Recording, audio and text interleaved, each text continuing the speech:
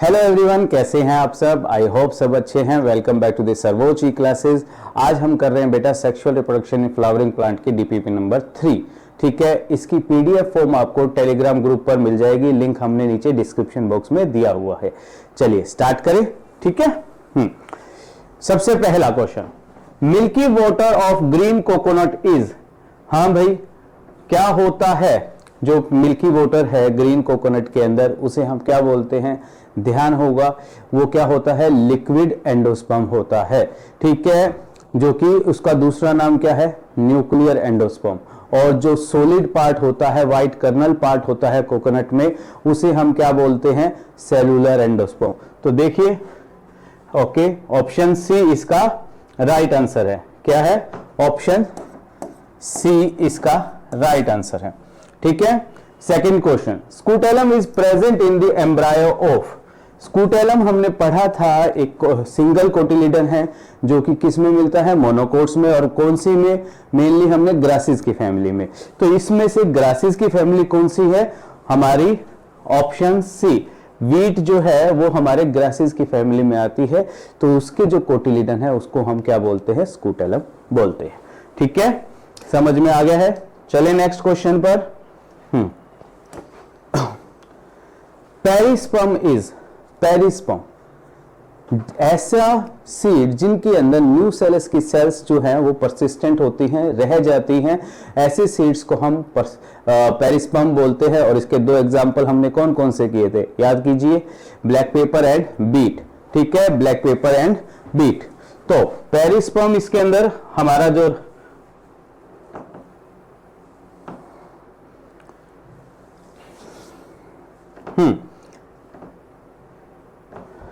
Remnant of nucellus, option D इसका right answer है, remnant of nucellus. Okay, false fruit जिसके अंदर thalamus also contribute to fruit formations are found in. हाँ भाई, false fruit क्या होते थे, ऐसे फ्रूट जिसमें ओवरी पार्ट के साथ साथ फ्लावर के एसेसरीज पार्ट फ्रूट बनाने में कंट्रीब्यूट करे, ऐसे फ्रूट्स को हम क्या बोलते थे, फॉल्स फ्रूट बोलते थे। और फॉल्स फ्रूट इसमें थैलेमस भी इन्वॉल्व हो तो उसके एग्जांपल हमने किए हुए हैं, एप्पल है, पियर है, स्ट्रॉबेरी है, कैश्यू है, गोड फैमिली है, फिग है, ये सारे हमने किए हैं। तो इसका जो राइट आंसर है वो हमारे पास आ चुका है, all of these. Option D इसका राइट आंसर है। ठीक है, इन सभी के अंदर जो थैलेमस है वो फ्रूट फॉर्मेशन में कंट्रीब्यूशन करता है। Okay, next question, the seed in which endosperm is used by the embryo. ऐसा सीड जिनके अंदर एंडोस्पर्म जो है वो यूज अप हो जाता है, ऐसे सीड्स को हम क्या बोलते हैं, क्या बोलते हैं, नॉन एल्ब्यूमिनस सीड्स या एक्स एल्ब्यूमिनस सीड्स। ठीक है, या नॉन एंडोस्पर्मिक सीड। ये सारी बातें उसके लिए बोली जाती है जिसके अंदर एंडोस्पर्म जो डेवलपिंग एम्ब्रायो है उसमें कंज्यूम हो गया है। ठीक है, एम्ब्रायो ने सारा का सारा एंडोस्पर्म खा लिया है, खत्म कर दिया है। तो इसके जो एग्जाम्पल थे क्या थे बेटा, पी था, ग्राउंडनट था, और हमारा क्या था, बीन्स था। तो इसके अंदर आंसर जो है वो है option D, non endospermic seed. ठीक है, चलिए नेक्स्ट क्वेश्चन पर।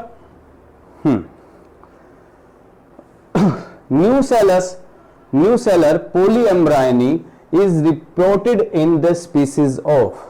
पोलीएम्ब्रायनी, एक एम्ब्रायो से ज्यादा एम्ब्रायो मिलना किसी भी सीड में, वो क्या कहलाती है, पोलीएम्ब्रायनी कहलाती है। और पोलीएम्ब्रायनी का एग्जाम्पल जो है हमने पढ़ा हुआ है, सिट्रस और मैंगो।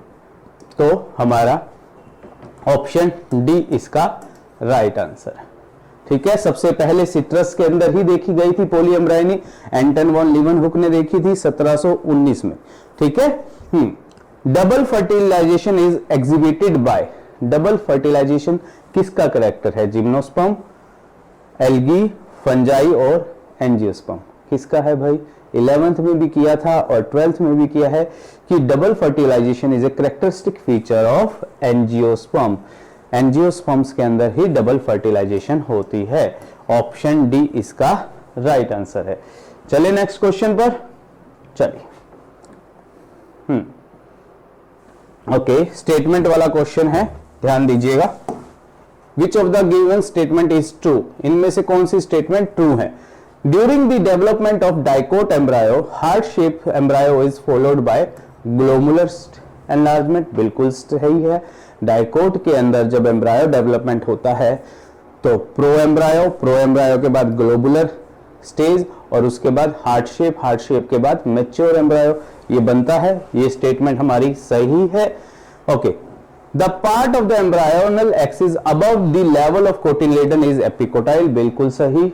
एम्ब्रायोनल एक्सिस का वो भाग जो लेवल ऑफ कोटिलेडन से ऊपर है उसे हम एपिकोटाइल बोलते हैं और जो नीचे होता है उसे हाइपोकोटाइल बोलते हैं।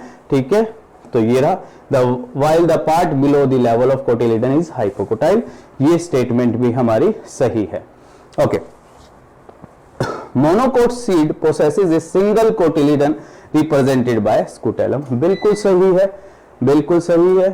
मोनोकोट के अंदर सिंगल कोटिलीडन होता है जिसको हम स्कूटेलम बोलते हैं। तो तीनों ही स्टेटमेंट सही है, तो राइट आंसर है ऑप्शन डी, ऑप्शन डी। ठीक है, चलिए नेक्स्ट क्वेश्चन पर असर्शन रीजंस वाले कुछ क्वेश्चंस हैं बेटा, ध्यान दीजिएगा। Assertion, endosperm is nutritive tissue, बिल्कुल। एंडोस्पर्म जो है वो न्यूट्रिशन प्रोवाइड करता है किसको, डेवलपिंग एम्ब्रायो को, एंड इट इज ट्रिप्लॉइड, बिल्कुल सही है। 3n होती है इसकी पोलैरिटी क्योंकि सेंट्रल सेल प्लस में मेल गैमेट फ्यूज करके क्या बनाते हैं, 3n प्राइमरी एंडोस्पर्म सेल। ठीक है, endosperm is fuse formed by the secondary nucleus to this second male gamete, ये बात बिल्कुल सही है। ये किसको सजेस्ट कर रही है, ट्रिप्लॉइड को सजेस्ट कर रही है कि क्यों ट्रिप्लॉइड होता है, और it is used by the developing embryo. ठीक है, तो न्यूट्रिटिव टिश्यू को भी सजेस्ट कर रही है। तो both assertion and reason are true and reason is the complete explanation of assertion. तो इसका राइट आंसर हमारे पास क्या आता है, ऑप्शन ए आता है बेटा।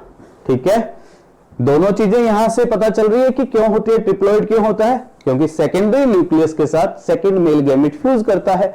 और न्यूट्रिटिव टिश्यू क्यों बोला गया है, क्योंकि ये डेवलपिंग एम्ब्रायो को न्यूट्रिशन देता है। ठीक है, ओके, नेक्स्ट क्वेश्चन।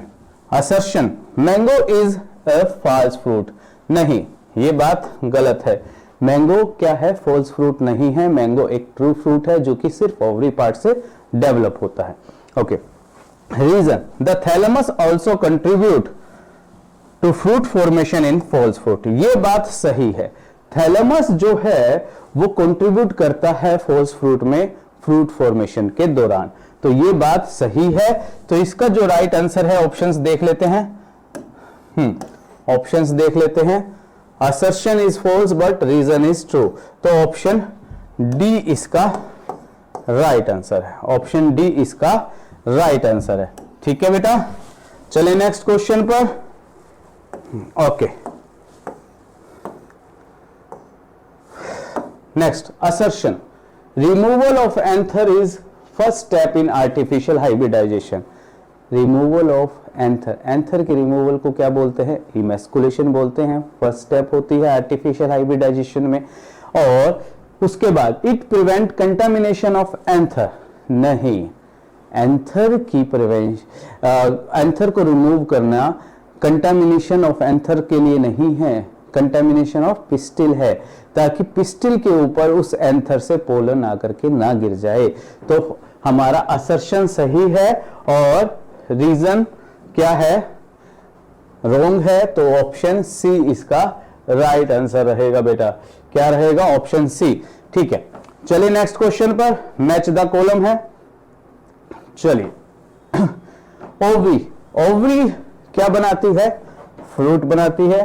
तो ए का 5 ए और डी में है, तो ये दोनों हमारे कैंसिल। ठीक है, ओव्यूल सीड बनाता है, बी का 4 दोनों में है। Okay, wall of ovary pericarp, C का 3, तो राइट आंसर हमारे पास क्या आ गया है, ए आ गया है। ठीक है, ये याद रखेंगे, ऑप्शन ए इसका राइट आंसर है। चलिए नेक्स्ट क्वेश्चन, फिर से मैच द कॉलम है। ओके, पार्थिनोकार्पी, पार्थिनोकार्पी क्या होता है, formation of fruit without fertilization, जो कि जनरली क्या होते हैं, सीडलेस फ्रूट मिलते हैं। तो देखिए इसके अंदर ये देखिए ये दे रखा है हमारे पास ऑप्शन पार्थिनोकार्पी ए का 4 हमारे पास बी और सी में है, तो ये हमारा दोनों ही कैंसिल हो जाएगा। ओके, पॉलीएम्ब्रायनी के अंदर क्या होता है, मोर देन 1 एम्ब्रायो, तो बी का थर्ड हमारे पास कहां है, ऑप्शन बी में, तो ऑप्शन बी इसका राइट आंसर आ गया बेटा। ठीक है, चलिए नेक्स्ट क्वेश्चन पर।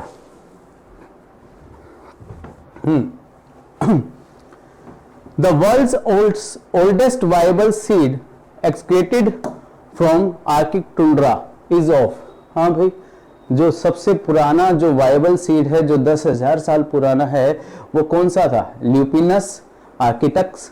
ठीक है, वो कौन सा था, ल्यूपाइन था, याद कीजिए सबसे पुराना। ठीक है, ल्यूपाइन। ठीक है, तो ऑप्शन ए इसका राइट आंसर है। Next, true fruit is directly derived from, true fruit जो है वो कहां से मिलते हैं, डायरेक्टली कहां से मिलते हैं, वो हमें कहां से मिलते हैं, ओवरी पार्ट से। फॉल्स फ्रूट में क्या होता है, ओवरी पार्ट प्लस में एसेसरी पार्ट्स। ठीक है, ये भी कर चुके हैं, option C right answer. PEC primary endosperm cell is formed, हाँ भाई, प्राइमरी एंडोस्पर्म सेल कब बनती है, जब डबल फर्टिलाइजेशन में ट्रिपल फ्यूजन होता है, यानी कि सेंट्रल सेल के साथ एक मेल गैमेट आकर फ्यूज करता है तब। तो इसका जो राइट आंसर है हमारे पास option A, after triple fusion के बाद पीईसी बनती है, तो ऑप्शन ए इसका राइट आंसर है।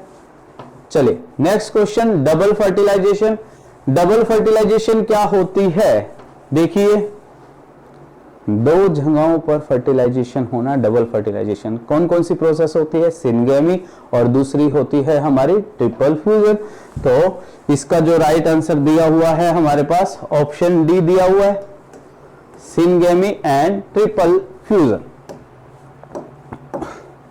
चलिए next question, continued self pollination result in inbreeding depression, outbreeding depression, hybrid vigour और बेटर रिजल्ट इन ऑफस्प्रिंग।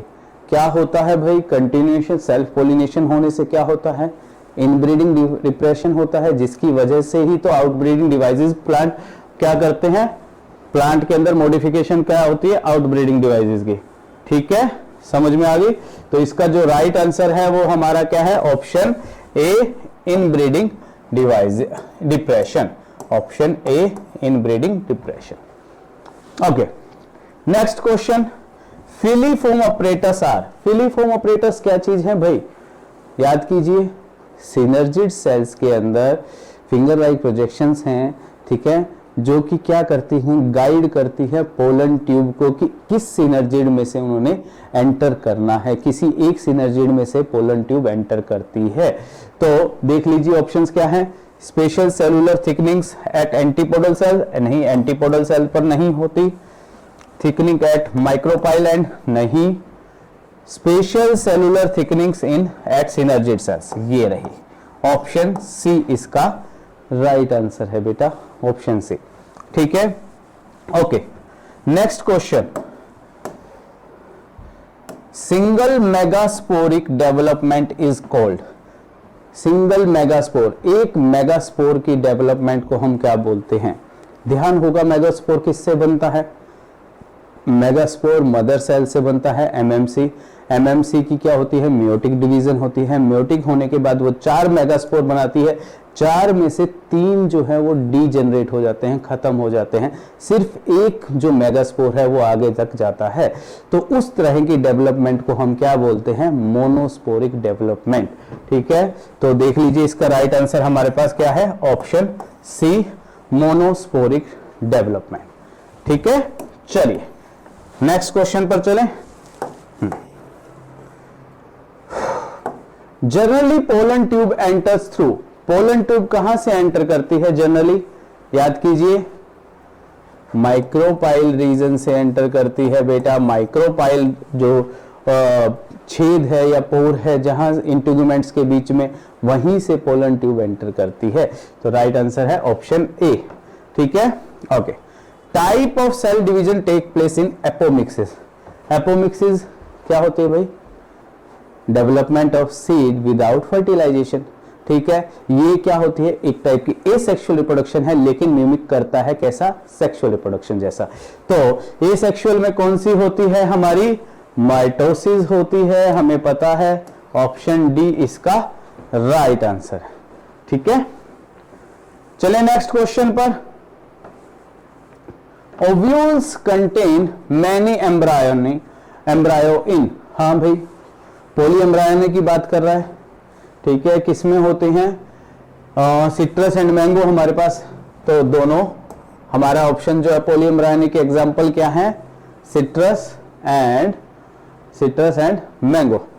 तो हमारा आंसर आ गया डी, ए एंड सी। ठीक है, नेक्स्ट क्वेश्चन जो है वो है viability of date palm Phoenix dactylifera seed, जो 2000 साल पुराना है। ठीक है, कहां से मिला था? किंग होर्डर्स के पैलेस के पास, जो कि डेड सी में मिला था। ठीक है, उसके पास से मिला था। और कितने साल पुराना है? 2000 साल पुराना। इससे भी पुराना वाला 10,000 साल वाला हमने किया, ल्यूपिनस एटकिटक्स। ठीक है, तो ऑप्शन ए इसका राइट आंसर है बेटा। चलिए नेक्स्ट क्वेश्चन। ओके, डायग्राम वाला क्वेश्चन है। यहां डायग्राम किसका दिया गया है? याद कीजिए, एनसीईआरटी में ये डायग्राम हमें मेज सीड का दिया गया है। मेज सीड, मेज क्या है? हमारा मोनोकोटिलिडन है। और मोनोकोटिलिडन में हमने पढ़ा था कि एम्ब्रायनल एक्सिस से ऊपर जो एपिकोटाइल पार्ट है उसमें क्या होता है? प्लूम्यूल होता है और कोलियोपिटाइल होता है। और एम्ब्रायनल एक्सिस में जो स्कूटेलम लेवल से नीचे वाला भाग है, लेवल ऑफ कोटिलिडन से, उसे हाइपोकोटाइल बोला है। हाइपोकोटाइल में क्या होता है? रेडिकल और कोलियोराइजा होते हैं। ठीक है, तो देख लीजिए, ये जो दिखा रखा है, ये हमारे पास फोलिकुलर स्ट्रक्चर है।